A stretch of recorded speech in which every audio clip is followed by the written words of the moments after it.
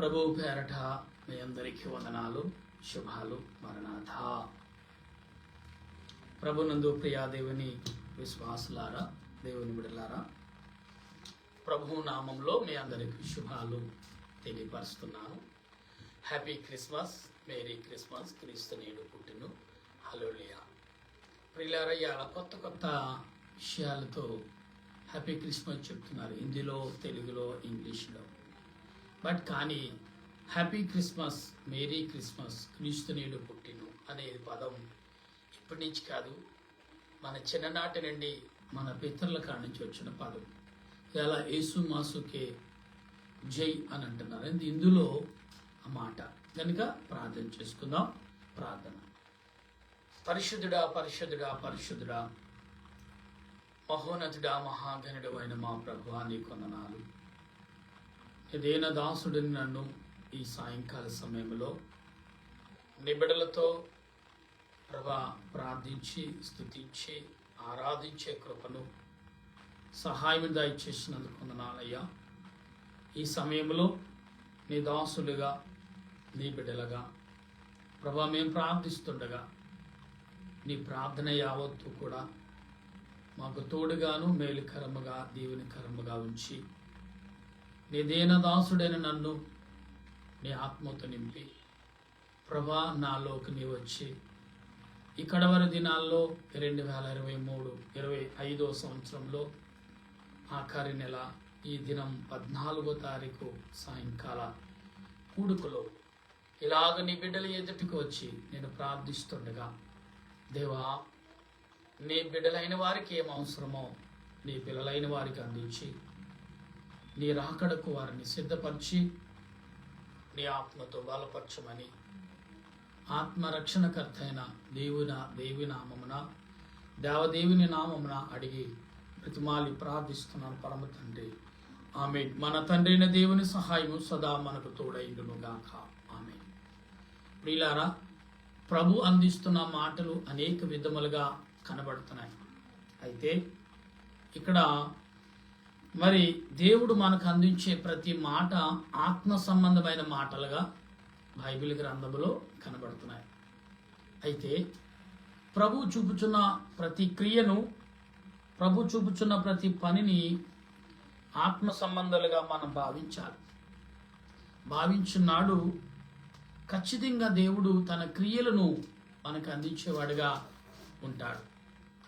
కనుక ఏమ సాయంకాల సమయంలో అపోస్తుల కార్యం 14వ అధ్యాయము మరి అనేకమైన సూచనలు పౌలు గారు మనతో మాట్లాడుతున్నాడు. ప్రభు యొక్క పుట్టుక విషయంలో కానీ, ప్రభు యొక్క ఆత్మ సంబంధ విషయంలో కానీ అనేకమైన సూచక్రియలు పౌలు గారు మనకు చేశారు. అయితే ఇక్కడ ఈ దినము 14వ అధ్యాయము 1వ వచనం నుండి మనం గమనించినప్పుడు ప్రభు మాట్లాడుతున్న మాటలు మన శ్రద్ధ కలిగి విందాం. ప్రేమ కలిగి ఉండు ప్రయాసపడుడి. ఇక్కడ ప్రేమ కలిగి ఉండుటకు ప్రయాసపడుడి, ఆత్మ సంబంధమైన ఆసక్తితో అపేక్షించుడి. విశేషముగా మీరు ప్రవచన అపేక్షించుడి. ఎందుకంటే ఆత్మ ద్వారా ఈరోజు ఆత్మకు లోబడుట. ఏంటండి? ఆత్మకు లోబడుట. ఇక్కడ ఆత్మకు లోబడుట అనే మాటను ఏ రకంగా పౌలు గారు మనకు చెప్తున్నాడు అంటే, ఇక్కడ ఆత్మ సంబంధమైన విషయాలను పౌలు గారు మనతో మాట్లాడుతున్నాడు. ఈ దినము ప్రభువు తన కృపను బట్టి మనకు అందిస్తున్న మాటలు ఈ 14వ అధ్యాయంలో ఆత్మ సంబంధమైన మాటలు. అందుకే ఈరోజు అంశం ఏంటంటే ఆత్మ సంబంధమైన మాటలు, ఆలోచన, క్రియలు అన్నిటినీ ఆత్మకు లోబరుచుకుని ఆత్మకు మరి సంబంధులుగా ప్రతి విషయంలో, ప్రతి పనిలో, మాటలో కానీ, ప్రార్థనలో కానీ, చేతి పనుల్లో కానీ, మన ప్రతి క్రియల లోపంలో ఆత్మకు లోబడి మనం చేయాలనేది ఈరోజు అంశం, ఆత్మకు లోబడుట. అయితే ఇక్కడ 2వ వచనంలో మాట్లాడుతున్నా, ఎందుకనగా భాషతో మాట్లాడువాడు మనుషులతో కాదు దేవునితో మాట్లాడుచున్నాడు. మనుషుడు ఎవడను గ్రహింపుడు గాని వాడు ఆత్మ వలన మర్మములు పలుకుచున్నాడు. క్షేమాభివృద్ధి హెచ్చరికయు ఆదరణయు కలుగునట్లు ప్రవచించువాడు మనుషులతో మాట్లాడుచున్నాడు. భాషతో మాట్లాడువాడు తనకే క్షేమ అభివృద్ధి కలుగజేసుకును గాని ప్రవచించేవాడు సంగమునకు క్షేమాభివృద్ధి కలుగజేయు. మీరందరూ భాషలతో మాట్లాడవలనని కోరుచున్నాను గాని మీరు ప్రవచింపవలనని మరి విశేషముగా కోరుచున్నాను. సంఘము క్షేమాభివృద్ధి పొందు నిమిత్తము భాషలతో మాట్లాడేవాడు అర్థము చెప్పేతేను గాని వానికంటే ప్రవచించేవాడు శ్రేష్ఠుడు. చూడండి, మాట్లాడేవాడు దాని అర్థం కూడా తెలుసుకుని ఉండాలి, లేకపోతే అతడు శ్రేష్ఠుడు కాడు. ఎందుకంటే మాట్లాడేవాడి కంటే ప్రవచనాలు చెప్పేవాడు శ్రేష్ఠుడు అంటున్నాడు దేవుడు. మాట్లాడేవాడు దాని అర్థం తెలియకుండా మాట్లాడితే నవ్వులు పాలవుతాడు. అందుకని ఏమంటున్నాడు, దాని ప్రవచనాలు అంటే జరిగింది జరగబోయేది కనిపెట్టి మాట్లాడేవాడు అంటే ప్రవచించేవాడు గొప్పవాడు అని దేవుడు అంట. అంటే మనం ఆత్మకు లోబడినప్పుడు ఆటోమేటిక్గా మనము ప్రవచించగలము, ప్రార్థన చేయగలము, మాట్లాడగలము. ఆత్మకు లోబడకుండా శరీర సంబంధంగా లోబడి మాట్లాడాల ప్రతి వారు కూడా జరిగే సిచ్యువేషన్ ఏంటంటే శరీర సంబంధంగానే మాట్లాడేవారు తప్ప ఆత్మ సంబంధంగా మాట్లాడేవారు ఎవరు లేరు. ఎందుకంటే ఎలాగంటే ఆత్మ సంబంధంగా మాట్లాడితే ఎక్కడ గొడవలు రావు, మరి కయ్యం అనేది రాదు, శత్రుతనం పెరగదు, శత్రువు అనేవాడు మన మధ్యన నిలబడి. ఎందుకంటే మన ఆత్మకు లోబడి మనం జీవిస్తున్నాం కదా. అదే శరీర సంబంధంగా శరీరంకు లోబడితే మనం ఆధిపత్యంకును లోకములు అలజడ గందరగోళమును సృష్టించడానికి ఎక్కువ అవకాశం ఉంటుంది. అందుకని ఇక్కడ పౌలు గారు ఏమంటున్నాడు 14 వచనంలో, ఆత్మకు లోబడి మీరు పనులు చేయండి, ఆత్మకు లోబడి మీరు ఆలోచించండి, ఆత్మకు లోబడి మీరు ప్రార్థించండి, ఆత్మకు లోబడి మీరు ఎవరితోడైనా ఉచ్చరించటైనా ప్రవచించటమైనా ఆత్మకు లోబడి చేస్తే జరిగింది జరగబోయేది కూడా మనకు అర్థమవుతుందంట, మనకి వినపడతాయి అంటున్నారు పౌలు గారు.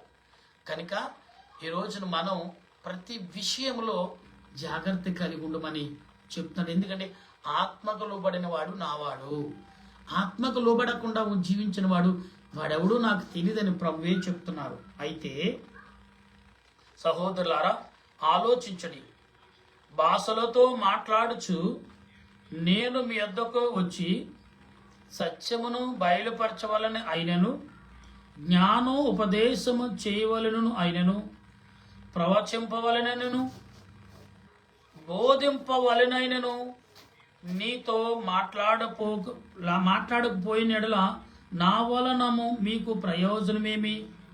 చూసారండి, మాట్లాడేవాడు అవతల వారిని సమాన తత్వం కలిగి మాట్లాడాలి. అంటే మరి మాట్లాడేవాడు ఇటు నా బంధువు, ఇతడు నా స్నేహితుడు, ఇతడు నాకు కావలసిన వాడు, రేపు పొద్దున ఉపయోగపడతాడని లోక సంబంధంగా ఆలోచించి మాట్లాడకూడదు.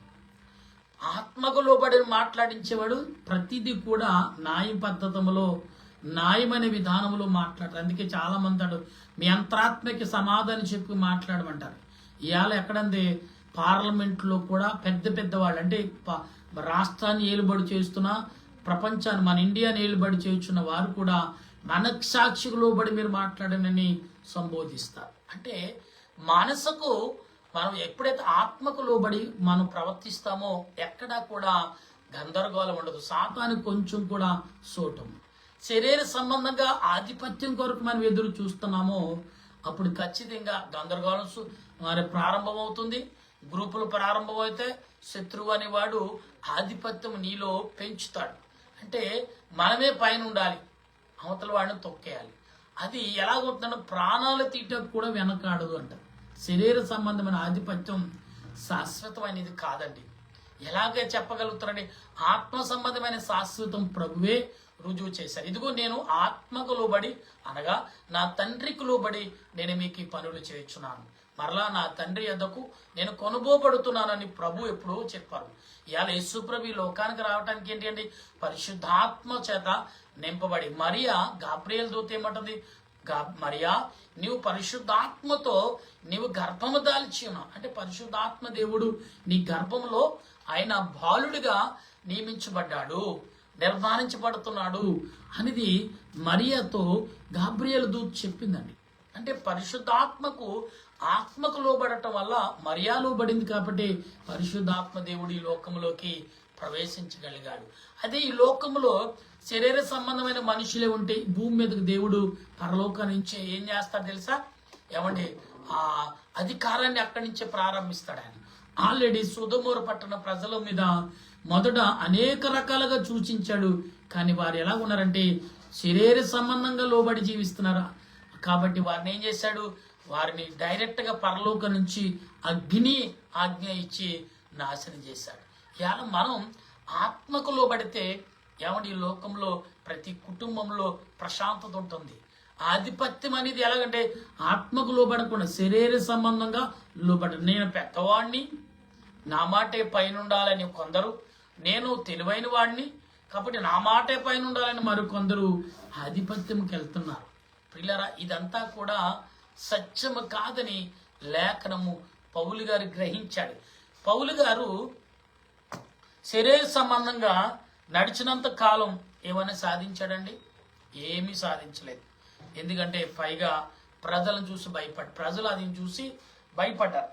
ఎందుకంటే పౌలు గారు చేసే పని ఎలా ఉందంటే శరీర సంబంధమైన ఆధిపత్యం చేశాడు. అందుకే ప్రభు ఎదుర్కొన్నారు. సౌలా, నువ్వు చేసేది ఆ మాత్రము కరెక్టేనా? నీ అంతరాత్మకు లోబడి నువ్వు చేయించున్నావా అని అడిగినప్పుడు సమాధానం మౌనం పాటించాడు. అప్పుడు ప్రభు ఏం చేశారు? ఇదిగో నేను ఆత్మకు లోబడేటకు నీకు అవకాశం ఇస్తున్నాను. నువ్వు ఆత్మకు లోబడు, నీళ్ళు నా ప్రాణంకు లోబడు, అప్పుడు నిన్ను నేను నడిపిస్తానన్నాడు ప్రభు.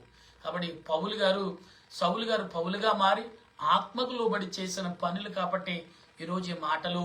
అందుకే నేను నశించిపోతున్న నన్ను దేవుడు పట్టుకుని ఆత్మకు లోబడినట్లుగా నన్ను మార్చాడు కాబట్టి ఈ మాటలు మీకు ప్రకటిస్తున్నాను. కాబట్టి మీరు నేను నాశనమైనట్టుగా, నేను పాడైపోయినట్టుగా, నేను ప్రపంచానికి, ప్రజలకు, సాటి మనుషులకు చేసిన అన్యాయము తలంపులు మీరు పెట్టుకోకండి. అందుకే శరీర సంబంధమైన కోరికలు ఏదైతుందో అది మనిషిని చంపేయటం కూడా వెనకడదండి. అంత ప్రమాదమైన శరీర కోరికలు. అది ఆత్మకు సంబంధించమనుకోండి. నీ ఆత్మ ఏం చేస్తుంది? నేను ఎక్కడ హెచ్చించాలో, ఎక్కడ తగ్గించాలో, ఎక్కడ మాట్లాడాలో, ఎక్కడ ఆలోచించాలో, ఎక్కడ నువ్వు ప్రవచించాలో, ఎక్కడ బహిరంగపరచాలో, ఎక్కడ గద్దించాలో, ఎక్కడ మౌనం కలిగి ఉండాలో నేర్పుతుంది ఆత్మ. కాబట్టి ఈ రోజున మనం అర్థం చేసుకోవాలి. గనుక వీనే గాని నిర్జీవ వస్తువులు నాదమిచ్చినప్పుడు స్వరములలో వేకర కలుగజేసినప్పుడు ఎడలా ఊదునిదేదో వేకనిదేదో ఎలాగో తెలియను. ఇక్కడేమన్నా చూడండి, అంటే పక్కన పెట్టిన వేణము అది శుభ్రం చేస్తే మరలా పలకడానికి ప్రయత్నం చేస్తుంది కదా. ఒక బోరు కానీ, ఒక వీణ కానీ, ఒక గిటార్ కానీ ఏదైనా పలుకుటకు దుమ్ము పట్టిందని పక్కన పడేకు దాన్ని క్లీన్ చేసి ఒక్కసారి దాన్ని సరి చేస్తే ఏం చేస్తుంది? మరలా మోగటానికి ప్రయత్నం చేస్తుంది. అంటే దాంట్లో సంగీతము బయటికి వెళ్ళకటకు ప్రయత్నం చేస్తుంది. అలాగనే మనిషి జీవితాల్లో కూడా దేవుడు వీటి ద్వారా మనకేంటి తెలియపరుస్తుంది. దీనితో మనల్ని ఎందుకు పోల్చాడంటే వీణము అది సంగీతం చెప్తుంది, మనిషి హృదయము ఆత్మను ఆనందపరుస్తుంది. వేదము సంగీతం చెప్తుంది, మనిషి హృదయము ఆత్మను సంతోషపరుస్తుంది. అంటే పాటల ద్వారా, స్తుతుల ద్వారా, ప్రార్థన ద్వారా అనేక విషయాలు మనం తెలుసుకుంటాం అనేది లేఖనం చెప్తుంది. అయితే బోరు స్పష్టముగాను ఇచ్చినప్పుడు యుద్ధముకు సిద్ధపడు. అంటే బోర ఊదినప్పుడు అది శబ్దం కరెక్ట్ అయిన పొజిషన్లో రాకపోతే ఎవడు యుద్ధానికి సిద్ధపడతాడు? యుద్ధమే కాదండి, బోర అనే శబ్దము ఎలాగైతే సరిగ్గా రాలేదో పాటకి బుర్ర గోక్కుంటారో, కొందరు ముఖాలు చూసుకుంటారు. ఇక్కడ ఒక పల్లవి, ఒక శరణము కరెక్ట్గా వెత్తకపోతే ఏం చేస్తాం? ముఖాలను చూసుకున్నాం. సాయి ఇది కాదే, తలంపు ఇది కాదే, దీని లైన్ ఇది కాదే అని ఒకరినొకరు మాట్లాడుకుంటాం. అవతల వాడు లేదు నా సాయే కరెక్ట్ అని పాడితే తప్ప ఏమండి లేదంటే తర్వాత ఒకరినొకరు ముఖాలు చూసి అలజడ రేగుతుంది. అంటే శబ్దం అనేది కరెక్ట్గా రాకపోతే అక్కడే అలజడ, ఎవరు ఎప్పుడు ముందుకెళ్ళాలో ఎప్పుడు ఎలాగంటే ఎక్కడ బోర శబ్దము యుద్ధముతో పోల్చాడు. అంటే అలజడని ఒకే కంఠము ఒకే శబ్దముతో పనిచేసేవాడికి గందరగోళంలో పనిచేసేవాడికి ఏం చేయాలో తెలియదని ఇక్కడ ఈ వాక్యాన్ని బట్టి మనకు అర్థం చెప్తున్నాడు. అయితే అలాగే మీరు స్వస్థపడే మాటలతో నాలుగుతో పలికితే గాని పలికినది ఎలాగో తెలియను. మీరు గాలితో మాట్లాడుచున్నట్లు లోకమందు ఎన్నో విధములుగా భాషలున్నను వాటిలో ఒకటైనను స్పష్టమ కానిదేని ఉండదు. మాట్లా అర్థమునకు ఆటలు నాకు తెలిసి ఉండినలా మాట్లాడేవానికి నేను పరదేశునిగా ఉంటిని, మాట్లాడేవాడు నాకు పరదేశిగా ఉండును.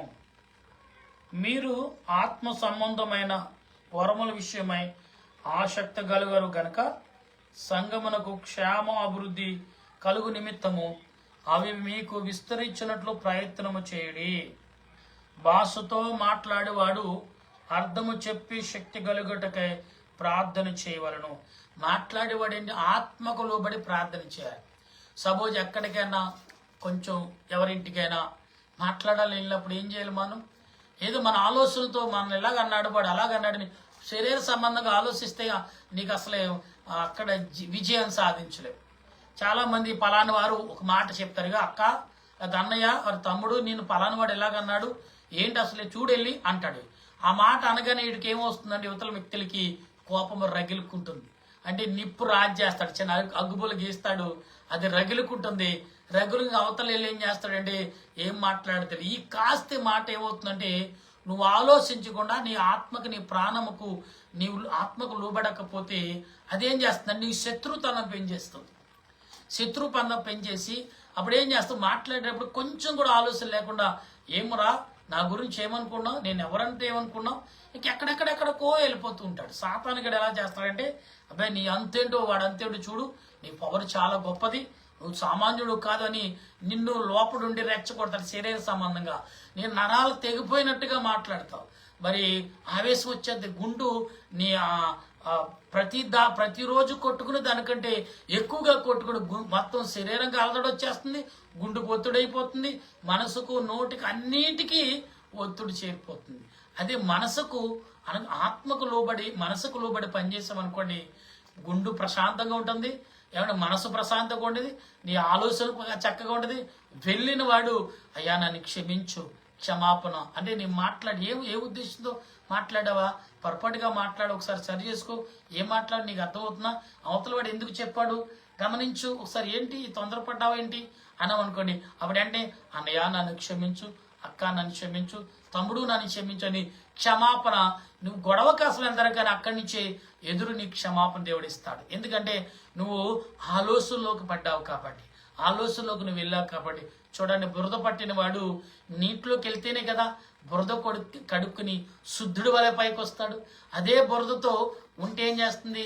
శరీరం వ్యాధి స్టార్ట్ అవుతుంది. శరీరంలో అనేకమైన నీకు మరి బ్యాక్టీరియాను అనగా మరి వ్యాధులు అనేకమైన వ్యాధులు సృష్టికి వస్తాయి. కాబట్టి గమనించండి, ఆత్మకు లోబడితే ఎన్ని మేలులు ఉన్నాయో, శరీరంకు లోబడితే ఎన్ని నష్టాలు ఉన్నాయో. మరి శరీరం లోబడాలి ఎప్పుడంటే శరీర సంబంధంగా ఆత్మ లోబడినప్పుడు శరీరం ఆటోమేటిక్గా శరీరాన్ని బలపరుస్తుంది. అప్పుడు ఈ పనులన్నీ సక్రంగా సాగుతాయి. ప్రయాణము కానీ, చదువు కానీ, వ్యాపారస్తులు కానీ, ఉద్యోగ రీతిలో కానీ, అండ్ మాట్లాడే విషయంలో కానీ, ఎక్కడికైనా మనం మరి ఎదుటి వారితో మాట్లాడినప్పుడు కానీ అన్ని సక్రంగా సమానంగా జరుగుతాయి. అంటే ఓర్పు కలిగి మనం ముందుకెళ్ళాలి. అందుకే ఆత్మక లోబడుట. అయితే ఇక్కడ నేను భాషతో ప్రార్థన చేసిన ఎడల నా ఆత్మ ప్రార్థన చేయదు కానీ నా మనసు బలవంతముగా, ఇక్కడ ఏమంటున్నారా, నేను బలవంతంగా ఉన్నాక నా ఆత్మ బలవంతంగా ఉంటుంది. అంటే నేనేం చేస్తాను? నేను ప్రార్థన చేయట్లేదు. క్రైస్తవుడు ప్రార్థన చేయాలి, అన్యుడు ఆలోచన కలిగి ఉండాలి. ఇద్దరికి కంపారిజన్ ఒకటే. అవతల వాడు ఏం చేస్తాడు, యువతల వాడు ఏం చేస్తాడంటే, క్రైస్తవుడు ప్రభువా నేను ఇప్పుడు ఈ పరిస్థితి ఇలాగ ఉంది, ఏమి చేయాలని ప్రభు దగ్గర అనుమతి పొందాలి. అది అన్యుడైతే మనసులో అధికారం పొందాలి. అంటే రెండు ఒకటే. కానీ ఇక్కడ క్రైస్తవుడు ప్రార్థన చేస్తున్నాడు, అన్యుడేమో హృదయానికి లోబడాలి. దేవుడు అందుకే అన్యుడు అని ఎందుకంటే, అన్యుడు హృదయానికి లోబడినప్పుడు ఆలోచనలోకి వెళ్తాడు, ఆటోమేటిక్గా దేవుని బిడ్డగా అవుతాడు. అందుకనే క్రైస్తవుడికే కాదు తీర్పు, అన్యుడికి కూడా తీర్పు ఉంది. క్రైస్తవుడికే పరలోక రాజ్యం కాదు, అన్యుడికి కూడా పరలోక రాజ్యం ఉన్నది అని ప్రభు అన్నారు. అంటే ఏంటి, ఇక్కడ ఇద్దరు ఆలోచనలో చాలా పరిమితులై ఇక్కడ ప్రభు గురువు గారని ఆత్మ తండ్రి అయిన దేవుడు మనకు తోడున్నాడని ప్రార్థన చేస్తాం. అలాగే అన్యుడైతే నాకు మనస్సాక్షిని బట్టి నేను ముందుకెళ్ళాలని ప్రయాణం చేసినప్పుడు ఎక్కడ ఎటువంటి ఒత్తిడి రాదు. ఇవాళ గందరగోళం క్రైస్తవుల మీదను అన్యుల మీద గందరగోళం జరుగుతుంది. వీరందరూ శరీర సంబంధంగా ప్రయాణం చేస్తున్నారు కాబట్టి ఈ గందరగోళం. ఆత్మ సంబంధంగా ప్రయాణం చేసేవాడు ఏ గ్రంథము చెప్పలేదు, ఏ భక్తుడు చెప్పలేదు, ఎక్కడ దేవుడు ఎక్కడ కూడా ఉచ్చరించలేదు. ఇది మాత్రం చాలా మంది గమనించాలి. అయితే ఇక్కడ ఆత్మతో ప్రార్థన చేస్తూ మనసుతోనూ ప్రార్థన చేస్తూ, ఆత్మతో పాడుదును మనసుతోను. ఇక్కడ చూడండి, ఆత్మతో ప్రార్థన చేస్తూ మనసుతో ప్రార్థన చేస్తూ, ఆత్మతో పాడుతూ మనసుతో పాడుతూ. చక్కగా చూసారా, రెండు రకాలుగా ఆత్మతోనూ సంబంధమైన మనస్సు అంటే శరీర సంబంధంగా ఈ రెండింటిని ఏకత్వం చేస్తున్న దేవుడు. అంటే రెండిని వేరు చేయట్లేదు, శరీర వేరు ఆత్మ వేరు, రెండు ఒకటే రీతిగా ప్రయాణం చేయాలి. కాబట్టి ఈ ప్రయాణంలో దేవుడు అనేకమైన విషయాలను మనకు అందిస్తూనే ఉన్నాడు. గనుక మనం ఆలోచన కలిగి నడవాలి. అయితే లేని ఎడల నీవు ఆత్మతో స్తోత్రము చేసినప్పుడు ఉపదేశము పొందనవాడు నీవు చెప్పు దానిని గ్రహింపలేడు గనక నువ్వు కృతజ్ఞతాస్తుతులు చెల్లించినప్పుడు ఆమేన్ అని వాడు ఎలాగో పలుకునో నీవైతే బాగుగానే కృతజ్ఞతాస్తుతులు చెల్లించుచున్నావు గాని ఎదుటి వాడి క్షేమాభివృద్ధి పొందడు. నేను మీ అందరికంటే ఎక్కువగా భాషలతో మాట్లాడుచున్నాను, అందుకు దేవుణ్ణి స్తుతించెదను. అయినను సంఘములో భాషతో పనివేళ పలుకుట ఇతరులకు బోధ కలుగుటకు నా మనసుతో 5 మాటలు పలుకుట మేలు. చూసారు ఇక్కడ ఏమంటున్నాడు, నేను శరీర సంబంధంగా మాటలు పలుకుని మనసుతో పలికితే మేలు కదా, శరీరం కంటే మనసుకు ఆధిపత్యం ఇచ్చితే మేలు కదా. ఒకసారి ఇచ్చి చూద్దాం. పిల్లల గనుక గమనించండి. చూడండి, పనిచేసేవాడికి పనివాడు చెప్తాడు, అయ్యా అది కాదు ఇది రూట్ అంటాడు. యజమాని అంటాడు, అబ్బాయి లేదు నాకు తెలుసు నేను ఇంజనీర్ ప్లాన్లో వచ్చాడు అంటాడు. పనివాడు అంటాడు, అయ్యా అది కాదు ఇంజనీర్ ప్లాన్ కంటే ఇంజనీర్ ప్లానే ఇస్తాడు, కానీ మేము చేతితో పని చేస్తాం కదా, మా పని అనుభవంతో చెప్తారు ఇది కరెక్ట్ కాదు, ఇలా చేసుకుంటే మీకు దృఢంగా ఉంటుంది బలంగా ఉంటుందని పనివాడు చెప్తాడు. కానీ ఇంజనీర్ ఏమంటాడంటే, అబ్బాయి లేదు నేను మంచి తెలివితేటలతో ఆలోచన చేశాడు ఇది దృఢమైంది అంటాడు. కానీ ఒక్కొక్కసారి ఏం చేస్తాడంటే ప్లాన్ కూడా బెరిష్ కొడుతుంది, అంటే పని చేయకుండా ఉంటుంది. కానీ పనివాడు మాత్రం తన చేతిని తన మనసును తన దేహాన్ని అంటే శరీరాన్ని ఆత్మను శరీరం నమ్ముకుని అతని పని మీద దృష్టి పెట్టినాడు. ఆ పని ఇంజనీర్ ప్లాన్ కంటే దృఢంగా ఉంటుంది బలంగా ఉంటుంది. ఇంజనీర్ అతను పని చేయడు, ప్లాన్ మాత్రం ఇస్తాడు. కానీ ఇక్కడ పనివాడు పని చేస్తాడు, దాని ఇంజనీర్ రూపంలో దాన్ని సరి చేస్తాడు. అంటే ఇక్కడ పని చేయగలడు, ప్లాన్ గీయగలడు, దాన్ని అమలు చేయగలడు ఎవరంటే పనివాడు మాత్రం. 3 విధాలు పాత్రలను పనివాడు పోషిస్తాడు. కానీ ఇంజనీర్ ఒకే పాత్ర ఒకటే ప్లాన్ గీసి ఇస్తాడంతే. ఒక పాత్ర కానీ 3 పాత్రలు పోషించేవాడు దాన్ని నష్టపరచకుండా శ్రమను దాని యొక్క విలువను తన యొక్క ఆలోచనను 2 రకాలు కూడా శ్రమ మరి పనివాడే భరిస్తాడు. కాబట్టి దానిని జాగ్రత్తగా హ్యాండిల్ చేస్తుంటాడు. పిల్లరా, మేము చాలా చోట్ల పనులు చేసేటప్పుడు నా మరి చేతి వృత్తిని బట్టి నేను పని చేస్తూ ఉంటాను. కాబట్టి మీ అందరికి తెలుసున్నదే, పౌలు గారు వలె మరి నేను కూడా చేతి పని మీద ఆధారపడాను. కాబట్టి సేవలో మరి అంతంత మాత్రమే వచ్చినప్పటికీ నా చేతి పని మీద ఆధారపడినప్పుడు అనేకులకు నేను సలహా, ఇలా చేసుకుంటే బాగుంటుంది, ఇలా మీరు వెళ్తే బాగుంటుంది, తక్కువ ఖర్చులో దృఢమైనది వస్తుంది. లేదు నేను ఒకటే చెప్తా, అయ్యా నన్ను మీకు బెండమ్మంటారా, లేదా మీరు నా మాటకి లోబడతారా అని నేను అడుగుతాను. అవతల వాళ్ళు ఏం చేస్తాడు, ఇతను ఏదో పనివాడు కాబట్టి, పని వచ్చినవాడు కాబట్టి ఇతను ఏదో చెప్తున్నాడు కదని వస్తే మాకు సహకరించారనుకోండి ఎక్కడా నష్టపరచం, పైగా దృఢమైనగా పనిచేసిస్తాం. అదే కస్టమర్ లేదు మాకు తెలుసు, మాకు చెప్పినడిచే నీ డబ్బులను పట్టుకెళ్ళి అంటారు. అలాంటి వారికి వారు ఏమి చెప్తే అది చేస్తాం, రెండోసారి రిపీట్ అవుతూ ఉంటాయి పనులు. అంటే పనివాడు తన ఆలోచనతో చేస్తాడు. ఇక్కడ అపోస్తలుడైన పౌలు కూడా తన అనుభవాన్ని ఈనాడు సంఘమైన మనతో పంచుకుంటున్నాడు. ఇదిగో ప్రభువును ఆత్మకు లోబడితే ఎంత మెలకువలు మనకు కలుగుతున్నాయి, ఆ ప్రభు యొక్క ఆత్మకు లోబడినప్పుడు ఎంత విశేషం మనం పొందుకుంటున్నాం, ఎంత ఆత్మీయతను మనం కలిగి ఉన్నామని పౌలు గారు తన అనుభవాన్ని సంఘమైన మనకు అనేక వరకు ఇక్కడ కొలింది సంఘానికి కూడా మనకు చెప్తున్నాడు పౌలు గారు. అంటే కొలింది సంఘం అంటే మనతో మాట్లాడుతున్నాడు. ఈ విషయాలన్నీ మనం చాలా జాగ్రత్త కలిగి గమనించాలని ప్రభు పేరట మీ అందరికి తెలియపరుస్తున్నాను. అలాగైతే ఇంకొక విషయము చదువుకుని ముగించుకుందాం. దాని మీరు బుద్ధి విషయమై పసిపిల్లలు కాక అంటే బుద్ధి విషయంలో మీరు చిన్నపిల్లలు కాక ఏంటి మరి చూడండి, బుద్ధి విషయంలో ఇక్కడ మరొక విషయం చెప్తాను, గమనిద్దాం.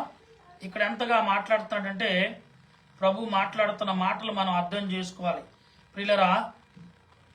ఇక్కడ ఆయన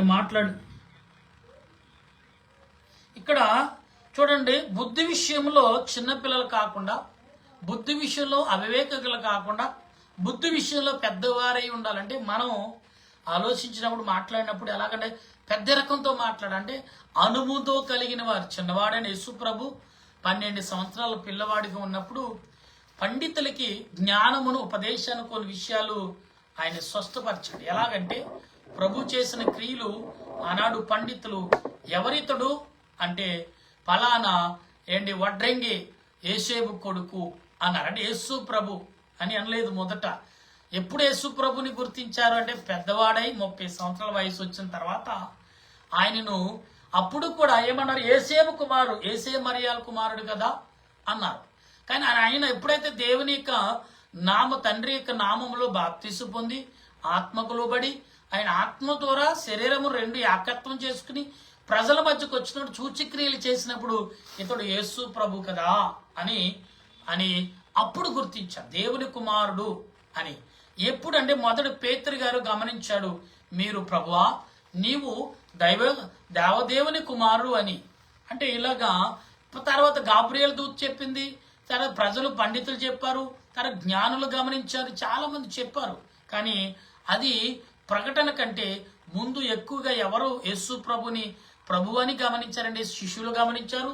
చాలా మంది రోగిష్ఠులు అనగా బలహీనులైన వారు, వారి శరీర సంబంధికి జీవించి జీవితాలు పాడు చేసుకున్న వారు ఆత్మకు లోబడిన తర్వాత ప్రభుని ప్రకటించారు. ప్రభు యేసు ప్రభువా నువ్వు దైవ కుమారుడు కదా, దేవుని కుమారుడు కదని వారు ఉచ్చరించడం మొదలుపెట్టారు. అప్పుడు యేసు ప్రభు దేవుని కుమారుడని బహిరంగపరచబడింది. ఆయనంతటా ఆయన చెప్పుకోలేదు సుమా, కార్యాల వలన దేవుడు కార్యాల వలన ప్రజలని ఏం చేశాడంటే ఆయన అంటే ప్రజలు మహిమపరచడం వలనే అప్పుడు బహిరంగపరచబడ్డాడు. ఆయన అంతటా ఆయన చేసుకోలేదు గనుక అన్య భాషలు మాట్లాడేవారి ద్వారాను పరజరును పెదవుల ద్వారాను ఈ జనులతో మాట్లాడుచు అప్పుటికైనను వారు నా మాట వినకపోయిరి అను ప్రభు చెప్పుచున్నాడని ధర్మశాస్త్రము రాయబడి ఉన్నది. ఇక్కడ చూడండి, ఇక్కడ ప్రియులరా ప్రభువు కూడా చెప్పుచున్నారు, ధర్మశాస్త్రానికి లోబడి నేను మాట్లాడుతున్నాను నా సొంత ఉద్దేశంగా. ధర్మశాస్త్రం ఏం చెప్తుంది? ఆత్మకు లోబడే మాట్లాడుతుంది, ఆత్మకు లోబడే ధర్మశాస్త్రము ప్రకటిస్తుంది. కనుక మీరు ఎందుకు ఇలాగ మాట్లాడుతున్నారు? ధర్మశాస్త్రము ఏమైతే చెప్తుందో అదే నేను ప్రకటిస్తాను, నేను ధర్మశాస్త్రం కొట్టివేయట్లేదే అని ప్రభు అనేక మార్లు ఇప్పుడు శిష్యులతో చెప్పారు, పండితులతో చెప్పారు, అనేకులతో మాట్లాడారు. దానికి ఈరోజు వింటున్న మీరు కానీ నేను కానీ మనమందరము కూడా ఆత్మకు లోబడి చేసిన క్రియలు పరిశుద్ధాత్మ దేవుడు యేసు ప్రభు మన మధ్యన ఉన్నారని, ఆయన క్రియలు మనలో ఉన్నాయని గమనించగల పరిశుద్ధాత్మ దేవుడు ఆదరణ మనందరికీ తోడుగా ఉండి ముందుకు నడిపించి ఆనందముతో మరి సంతోషముతో వెలుగుతో మిమ్మల్ని ఆనందపరచును గాక. ఆమేన్. ప్రార్థన చేసుకుందాం. ప్రేమగల మా ప్రభా, నీ వందనాలు, స్తోత్రాలు. ఇంతవరకు నాయన చక్కటి మాటలు, ఆత్మకు లోబడిట అనే మాటల ద్వారా చక్కటి ఉపదేశం అందించిన బిడ్డలకు వందనాలు చెల్లిస్తున్నాను. సమయంలో ప్రార్థిస్తుండగా మా ప్రార్థన ఆలకించము, నీ ఆత్మ ద్వారా నింపి బలపరిచి నీ సన్నిధి కాపుదలతో వద్దులు చేయమని నేను వేడుకొనిచున్నాను. ప్రభా, ఈ సమయంలో మేము ప్రార్థిస్తుండగా నీ ఆలోచన, నీ క్రియలను, నీ ఆత్మ నడిపింపును నాకు అనుగ్రహించి బలపరచమని, నీ దీవెన యావత్తు కూడా తోడుగా ఉంచి బలపరచమని ఆత్మ రక్షణకర్త అయిన దేవదేవిని నామములో అడిగి బ్రతిమాలి ప్రార్థన చేస్తూ, దేవా, నా దేశమును, దేశ పెద్దలను, దేశ నాయకులను, ప్రభు అందరిని బట్టి ఈనాడు దేశాల కొరకు జరగబోతున్న 25 డిసెంబర్ నెల జరగబోతున్న పండుగలు 1వ తారీఖు నుండి ఈ దినం 14వ తారీఖు వరకు అనేక సంఘాల్లో క్రిస్మస్ వేడుకలు జరుగుతూనే ఉన్నాయి. ఘనమైన గొప్పగా విలువగా జరుగుతున్న ప్రతి సంఘములో ప్రతి పండుగను ఆయన నువ్వు పుట్టుడుగా ఎలా పుట్టావో, దేని కొరకు పుట్టావో, ఎందుకు పుట్టావో ఈ లోకము నాయన ప్రజలను అనేకులకు వివరించటకు అనేకులు సిద్ధపడి ప్రకటిస్తున్న నీ ప్రకటనలన్నిటిని కూడా నాయన నీ ఆత్మకు లోబడి ప్రకటించేవారుగా, నీ ఆత్మకు లోబడి జీవించేవారుగా, నీ ఆత్మకు లోబడి అనేకులను ఆకర్షించేవారుగా నీ సహాయం దాయిచ్చేయమని, నీ ఆలోచనతో నింపమని, దేవా, నీ దీన దాసుడు నన్ను నాయన నా తలంపులు కూడా నీ చేతులుగా అప్పగిస్తూ, ఇదిగో నా దేశంలో 150 కోట్ల ప్రజలు, ప్రపంచ ప్రజలు 850 కోట్ల ప్రజలు, ప్రపంచంలో భాషలు ప్రభ నా 280 భాషలు కలిగి ఉన్నారు. వీరందరినీ చేతులుగా అప్పగిస్తున్నాను. మరి ముఖ్యంగా నా దేశంలో ఉన్న మిలిటరీ వారును, పోలీస్ శాఖ వారును, డాక్టర్లను, నర్సులను, పారిశుద్ధ వారును, కార్మికులు, రైతులను, ఇలా గర్భిణీ స్త్రీలు, బాలింతరాలను, అలాగే గుడ్డివారు, చెవిటివారు, మూగువారు, వికలాంగులు, అనాథులుగా అభాగ్యులుగా ఉన్నవారు, బలహీనలతో అనారోగ్యంతో అలా అభాగ్యులుగా హాస్పిటల్లో మగ్గుచున్నవారు, కుటుంబంలో శాంతి సమాధానం లేనివారు, ఆర్థికంగా నలిగిపోతున్నవారు, అలాగే సమాధానం లేక జీవితంలో వ్యర్థమని బ్రతుకుతూ నాయన దేవా అల్లాడిపోతున్న బిడ్డలకు నీ ఆత్మ నడిపింపు, నీ ఆత్మ ఆలోచనను, నీ ఆత్మ లోబడితనమును కలగజేసి నడిపించమని నీ దీన దాసుడని నేను చేసిన నీ ప్రార్థన ఇది యూట్యూబ్ ద్వారా, ఫేస్బుక్ ద్వారా ఎందరైతే మాటలు వింటున్నారో వారి కుటుంబాలకి, వారి యొక్క జీవితాలకి, వారి ఆలోచనలకు నీ వెలుగును, నీ ఆనందమును, సంతోషమును కనపరిచి నడిపించమని ఆత్మరక్షణకర్త అయిన యేసు ప్రభు నామంలో ప్రార్థన చేయుచున్నాను మా పరమ తండ్రి. ఆమేన్. పరలోక మా పరమ తండ్రి నామను పరిశుద్ధపరచునుగాక, నీ రాజ్యం వచ్చునుగాక, నీ చిత్తం పరలోకమందున నెరవేరినట్లు భూమి మీద నెరవేరునుగాక. వాణుదరుడే మాకు దయచేసి మా ప్రార్థన చేసినని క్షమించిన ప్రకారం మా ప్రార్థన క్షమించు, శోధనకి ఎక్కిని తప్పించము, రాజ్యము శక్తి మహిమా నిరంతరము నా తండ్రి. ఆమేన్. ప్రవేశరత్వమే జయం అపాదికలం, ప్రవేశరత్వమే జయం అపాదికలం, ప్రవేశ సంపూర్ణ విజయం అపాదికలంతక నాశనం. హల్లెలూయా, హల్లెలూయా. స్తోత్రం, స్తోత్రం. ఆమేన్, ఆమేన్, ఆమేన్. మన తండ్రి అయిన దేవుని కృపా, త్రియక దేవుని సన్నిధి సదా మీకు, మీ కుటుంబాలకును పరిశుద్ధాత్మతో నింపబడి అని రాజ్యంగా సిద్ధపడుతుము గాక. ఆమేన్, ఆమేన్, ఆమేన్. మీ అందరికి వందనాలు. మరణాత. Happy Christmas, merry Christmas. క్రీస్తు నేడు పుట్టును. హల్లెలూయా. మరణాత.